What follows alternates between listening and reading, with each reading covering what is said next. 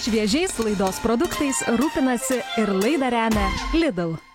Sveiki visi, esu Justinas Kapkovičius, virtuvės šefas ir šiandien laidoje Šviežios idėjos su Lidl mes pasigaminsime sūrio ir kumpio skaniuką. Susipjaustome kumpį mažais kubeliais. Šiam receptui galite naudoti jūsų pasirinktą kumpį. Kumpį berėme į indą berėme sūrį, įmušame 3 kiaušinius, dedame 60 gramų kreminio sūrio, suberėme miltus. Paskutinis šio patiekalo komponentas – svogūnų laiškai. Juos susismulkiname. Berėme svogūnus į mūsų masę. Masę nuskaninu tik pipirais, kadangi druskos jau buvo mano kumpyje.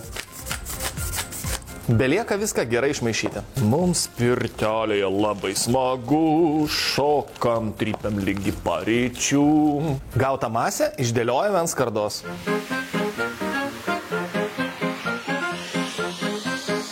Nešame mūsų kasniukus į orkaitę ir kepame 15 minučių 180 laipsnių temperatūroje. Ant mano stalo jau garuoja paprastas, tačiau labai skanus užkandis, kurį galite greitai pasiruošti netikėtai užklupus svečiams.